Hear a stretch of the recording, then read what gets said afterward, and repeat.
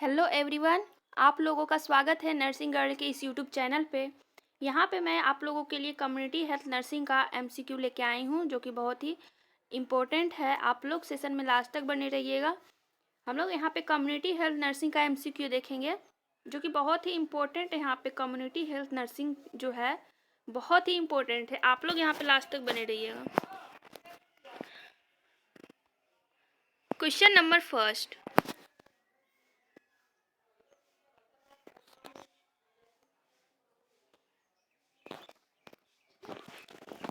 The reaction is consider negative in Schick test.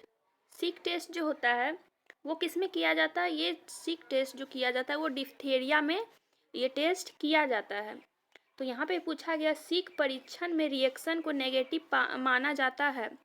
अगर सिक test करते हैं तो उसमें क्या जो कौन सा रिएक्शन होगा उसमें हम लोग मानेंगे कि डिप्थेरिया उसमें जो पेशेंट में वो निगेटिव है।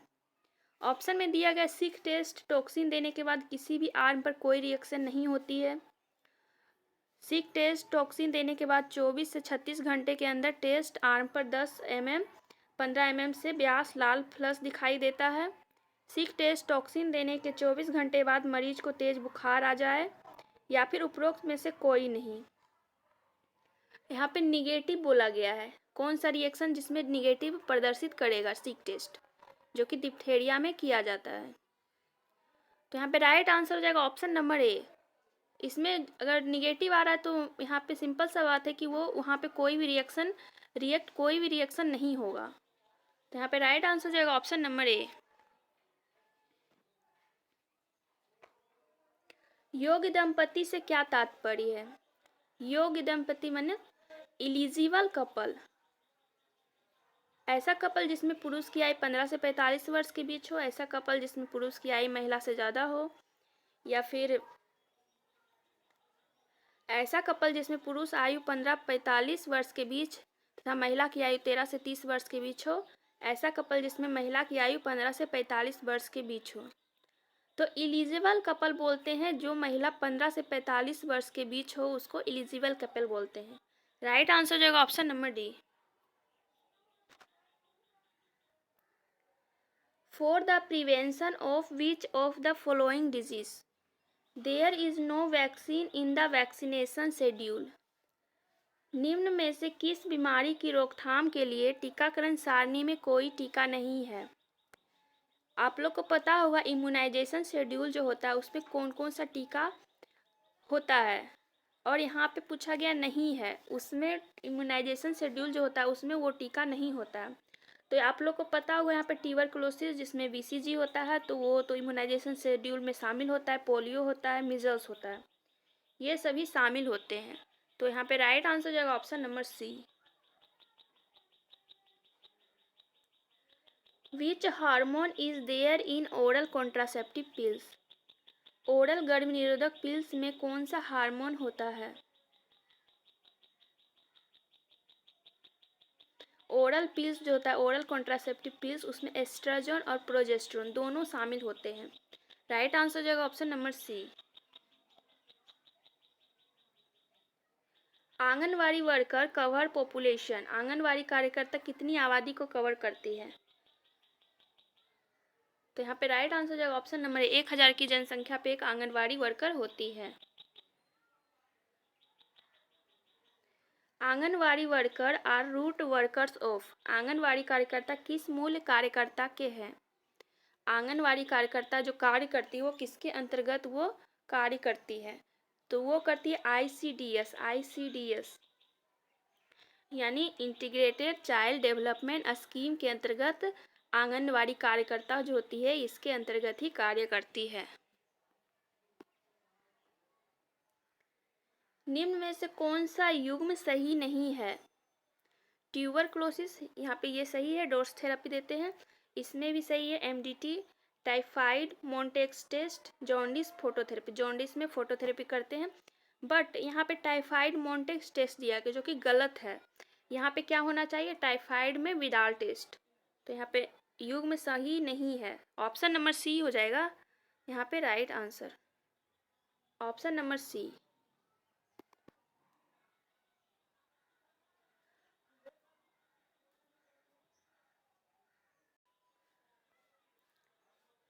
नेक्स्ट यहाँ पे ASHA workers cover population, ASHA कार्यकर्ता कितनी आबादी को कवर करती है। तो यहाँ पे ये सिंपल क्वेश्चन है, ऑप्शन नंबर ए हो जाएगा राइट आंसर, 1000।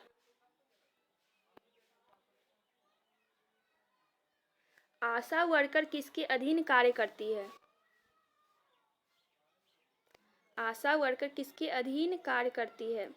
तो आशा जो होती है ग्रामीण क्षेत्र में, आशा जो होती है नेशनल रूरल हेल्थ मिशन के अंतर्गत ही वो कार्य करती है। तो यहाँ पे national rural health mission NRHM, option number ए हो जाएगा राइट आंसर।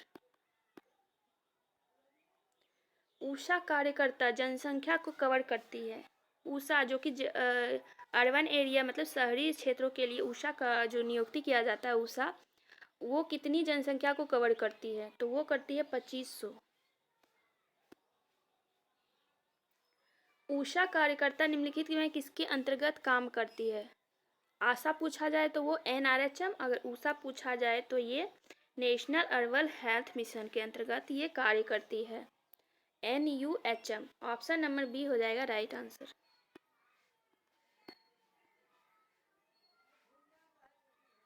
गर्भ निरोधक उपकरण निवेशन का उपयुक्त समय है। जैसे गर्भ निरोधक में बहुत सारा ये कॉन्ट्रासेप्टिव आता है, जैसे कॉपर टी वगैरह जो आता है, इसको जो इंसर्शन करते हैं इसका वेस्ट टाइम क्या होता है। मासिक रक्तस्राव के दौरान 10 दिन के अंदर, इसके मासिक माहवारी के चक्र के मध्य, मासिक रक्तस्राव से, ये सभी। तो यहाँ पे वेस्ट टाइम जो होता है वो मासिक रक्तस्राव के दौरान 10 दिन के अंदर, और सबसे बेस्ट जो होता है वो 7वां दिन होता है। बहुउद्देशीय कार्यकर्ता उपकेंद्र में कार्य करते हैं तथा कितनी जनसंख्या को कवर करते हैं। बहुउद्देशीय कार्यकर्ता जिसमें मल्टीपर्पज हेल्थ वर्कर आते हैं वो होते हैं 5000 की जनसंख्या पर।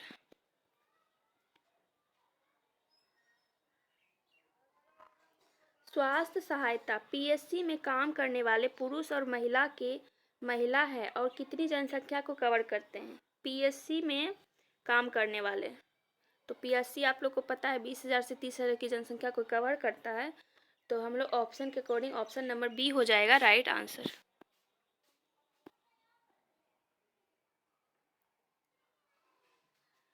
Submerged portion of the iceberg represent, iceberg theory जिसमें कि हिमशैल का जलमग्न भाग दर्शाता है। एक आइसबर्ग थ्योरी है जिसमें कि बर्फ का टुकड़ा तैरते रहता है, जिसमें जो जल की ओर रहता है ना, उसको उसमें कौन सा भाग दर्शाता है। जलमग्न भाग पूछ रहा है। एक ऊपर की तरह होता है, एक ऊपर की तरफ होता है, एक नीचे की तरफ होता है। तो जो जलमग्न भाग होता है वो दर्शाता है undiagnosed cases. Tip of iceberg phenomenon is most apparently seen in, tip हिमशैल परिघटना सर्वाधिक प्रत्यक्ष रूप से देखी जाती है। PEM, protein energy malnutrition, rubella, tetanus, dysentery. तो ये जो देखा जाता है प्रोटीन एनर्जी मालन्यूट्रिशन में। भारत में गुनिया वार्म का आखिरी मामला सामने आया था। गुनिया वार्म जो कि ये सबसे पहले राजस्थान में, यहाँ पे इसका आखिरी मामला आया था। नेक्स्ट है यहाँ पे भारत में पोलियो का उन्मूलन किस वर्ष हुआ था। पोलियो का उन्मूलन ये हुआ था 2014 में। नेक्स्ट बात करेंगे भारत में मातृ टेटनस और नवजात टेटनस उन्मूलन किस वर्ष हुआ। टेटनस और मातृ टेटनस और नवजात टेटनस, तो ये हुआ था वर्ष 2016 में। The epidemiologic trend of disease causation refers to, रोग के कारणों की महामारी संबंधी तिकड़ी संबंधित करती है। बोल रहे हैं यहाँ पे इपिडियोमोलॉजिकल ट्रेड, इसमें कि 3 शामिल होते हैं, एजेंट, होस्ट और इन्वायरमेंट। यहाँ पे राइट आंसर हो जाएगा ऑप्शन नंबर ए। एक परिवार जिसमें विवाहित दंपति और उनके बच्चे रहते हैं उसको कहते हैं कौन सा फैमिली? तो वो होता है एकल फैमिली, मतलब न्यूक्लियर परिवार। Option number A.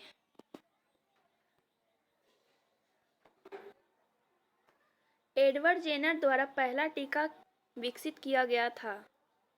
Edward Jenner के द्वारा जो कि पहला टीका विकसित किया गया था स्मॉल पॉक्स का, कब किया गया था? 1796 ईस्वी में। Option number B.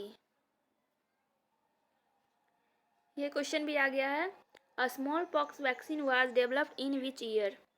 चेचक का टीका किस वर्ष विकसित किया गया था? तभी मैंने बताया है जस्ट। तो राइट आंसर जो होगा ऑप्शन नंबर बी, 1796। जैविक रूप से संबंधित व्यक्ति बायोलॉजिकल रिलेटेड इंडिविजुअल्स के समूह को एक साथ रहने और आम रसोई में खाने के रूप में जाना जाता है।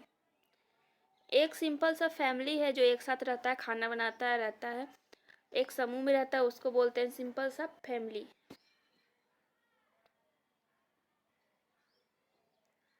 In cold chain the temperature is maintained between. Cold chain में तापमान कितना बना रहता है? कोल्ड चेन में जो टेम्परेचर होता है वो +2 डिग्री सेल्सियस से लेकर 8 डिग्री सेल्सियस के बीच रहता है। तो राइट आंसर हो जाएगा option number C. Cold chain के फेल होने का जोखिम सबसे अधिक होता है। जहाँ पे कोल्ड चेन वहीं पे इसका खतरा रहेगा, जोखिम सबसे अधिक खतरा होगा खराब होने का वो सब सेंटर में, क्योंकि यहाँ पे कोल्ड चेन का व्यवस्था नहीं होता है जो कि यहाँ पे। तो राइट आंसर हो जाएगा ऑप्शन नंबर ए, सब सेंटर।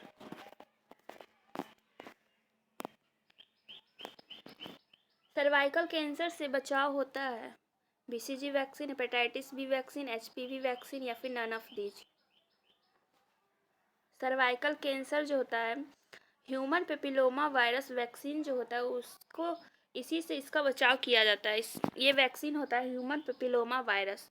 राइट आंसर हो जाएगा ऑप्शन नंबर सी। तो आज का सेशन हम लोग यहीं पे एंड करते हैं।